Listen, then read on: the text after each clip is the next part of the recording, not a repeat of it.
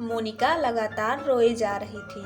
सामने खड़ी उसकी माँ लाख समझा रही थी, मगर मोनिका के आंसू रुकने का नाम ही नहीं ले रहे थे।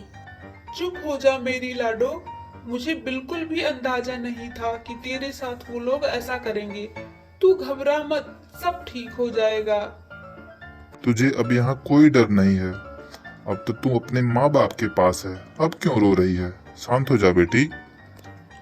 हमारी मत ही मारी गई थी जो हमने तेरी शादी इतने बड़े घर में कर दी, नहीं तो आज ये दिन ना देखना पड़ता। पर कोई बात नहीं बेटी, अब तू किसी बात की चिंता मत कर। मोनिका की माँ तुम ही जिद पे अड़ गई थी, नहीं तो मेरा और बेटी का तो बिल्कुल भी मन ना था ये शादी करने का। मोनिका की शादी अभी कुछ महीने पहले एक रईस और खानदानी परिवार में हुई थी।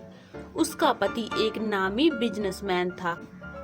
मोनिका, उसके पापा, यहाँ तक कि आस पड़ोस के लोग भी हैरान थे। इतने रईस लोग एक साधारण परिवार से शादी करने को कैसे मान गए। खैर, मोनिका की शादी उसके मन से तो नहीं हुई थी, क्योंकि मोनिका अजय नाम के एक लड़के से प्यार करती थी। वह अपने माँ बाप की इज्जत में कोई आंच न आए, इसलिए शादी कर ली। शादी के बाद वह अपने ससुराल पहुंची। मम्मी जी, राकेश कहीं दिखाई नहीं दे रहे हैं। बहुत रात हो गई है, कहाँ है वो? बहू, वो देर रात तक आएगा। उसके ऑफिस से फोन आ गया था, कोई जरूरी काम आ गया है। तुम जाकर सो जाओ। पर यह क्या? ये रात तो मोनिका की सुहाग की रात थी, पर राकेश उस रात भी अपने काम में व्यस्त था। मायूस मोनिका अपने कमरे में जाकर सो जाती है। अगली सुबह राकेश आता है, पर वह मोनिका से बिल्कुल भी बात नहीं करता। सुनिए जी, मुझे कपबोर्ड की चाबियां नहीं मिल रही हैं। आप बता दो कहाँ हैं। मुझे बहुत लेट हो रहा है, माँ से पूछ लो, वो तुम्हें सब बता देंगी। आप ये किस तरह से बिहेव कर रहे हैं? कल हमारी सुहागरात थी, तब भी आप मेरे साथ नहीं थे। क्या आप हमारी शादी से खुश नहीं हैं? हाँ, नहीं हूँ खुश। बोलो क्या बात है। तुमसे कहा ना, जो भी बात करनी है तुम माँ से बात किया करो। मेरे पास टाइम नहीं है तुम्हारे लिए कुछ भी। राकेश मोनिका को लगातार इग्नोर करता रहा। मोनिका की लाख कोशिशों के बाद भी राकेश से उसकी नजदीकियां नहीं बढ़ी। एक दिन, माँ जी, आज लगभग 15 दिन हो गए शादी को, लेकिन राकेश ने खुद से मुझसे कोई बात तक नहीं की। अरे बहू, वो अपने काम में उलझा रहता है, इसलिए बहुत बिजी रहता है। तुझे बात करनी है ना? चल बता, क्या बात करनी है, मैं तुझसे बात करती हूँ। की सास उसे अपनी बातों में उलझाने का प्रयास करती है, पर जितना उसकी सासू माँ राकेश के व्यस्त होने का बहाना बता रही थी, उतना ही मोनिका का शक बढ़ता जा रहा था। मोनिका देर रात अकेले अपने कमरे में सोई थी। तभी उसे एहसास होता है कि उसकी पीठ पर किसी ने हाथ रखा है। वह हड़बड़ाकर कमरे से बाहर आए। माँ जी, जल्दी आइए, देखिए ना, मेरे कमरे में कोई अजनबी घुस आया है। बहू, तू इतना घबरा क्यों रही है? ये तेरा देवर ही लगेगा। इसका नाम बंटी है। मैंने ही इसे तेरे कमरे में भेजा था। ताई जी, आपने तो बोला था ये मुझे कुछ नहीं बोलेगी, पर ये क्या? मुझे देखकर तो ये ऐसा रिएक्ट करे जैसे कोई खूंखार जानवर देख लिया हो। माँ जी, आपने मेरे कमरे में इसे क्यों भेजा? मैं कुछ समझी नहीं। बहू, हर बात बोलकर नहीं समझाई जाती। तुझे घर का वारिस देना है या नहीं?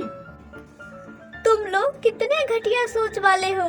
मैं अभी राकेश को फोन करके सब बताती हूँ। मोनिका राकेश को फोन लगाती है, पर उसका फोन लगातार व्यस्त जाता है। अगली सुबह जब राकेश घर आता है तो कल रात माँ और वो कोई बंटी है मेरे साथ बहुत गलत करने की कोशिश की। मोनिका, मुझे सब मालूम है, मुझे मत बताओ कुछ। जाकर अपना काम करो, और अगर इस घर में रहना है तो सबके साथ एडजस्ट करना सीख लो। जो माँ कह रही हैं उसकी बात मान लो। नहीं, मैं ऐसे नहीं रह सकती। तुम सबने मिलकर मुझे धोखा दिया है। मैं ये सब अपने माँ बाप को बता दूंगी। मुझे नहीं रहना तुम दरिंदों के बीच में।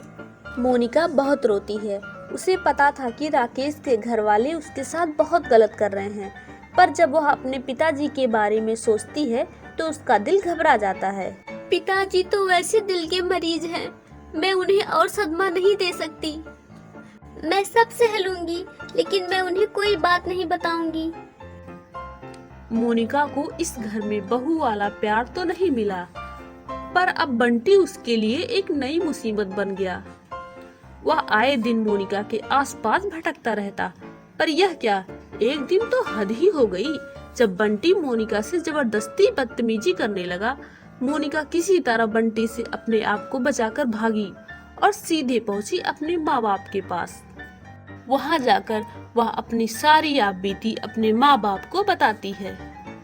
बेटी, तू बिल्कुल चिंता मत कर, हम चलकर बात करेंगे तेरे घर वालों से। मोनिका अपने माँ बाप के साथ अपने ससुराल जाती है। बहन जी, मैं यह क्या सुन रही हूँ? आप लोग मेरी बेटी के साथ ऐसा व्यवहार कैसे कर सकते हैं? कैसा व्यवहार? हमने क्या किया? बड़ी आई शिकायत करने वाली। अपनी हैसियत देखी है तुमने? कभी कर पाती इतने बड़े घर में शादी? मोनिका के माँ बाप उसके ससुराल वालों से बड़ी मिन्नतें करते हैं, पर वो लोग अपने पैसे के घमंड में चूर अपनी गलती मानने के लिए तैयार ही नहीं थे। अंत में मोनिका को पुलिस का सहारा लेना पड़ता है।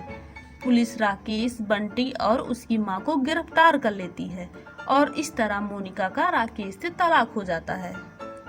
अब मोनिका अपने घर में तो है, लेकिन अभी भी वह अपने साथ हुई घटना से सदमे में है। एक दिन मोनिका बेटा, कब तक तुम इस तरह अकेले बैठी रहोगी? देखो तो तुमसे मिलने कौन आया है। मोनिका बाहर आती है तो उसके सामने अजय खड़ा था। अरे अजय, तुम? मोनिका, तुमने यह क्या हाल बना रखा है अपना? कब तक अपने आप को कमरे में बंद रखोगी? अभी तुम्हारी पूरी जिंदगी पड़ी है। जो हुआ उसे भूल जाओ, एक बुरा सपना समझकर। मोनिका रोने लगती है। उसे रोता देख अजय भी रोने लगता है। फिर कुछ दिनों बाद मोनिका की शादी अजय से हो जाती है। मोनिका का अपने पुराने बुरे दिनों को इतनी जल्दी भूल पाना मुमकिन नहीं था, पर अजय से शादी के बाद वह उन बुरे दिनों को भुलाने में लग जाती है।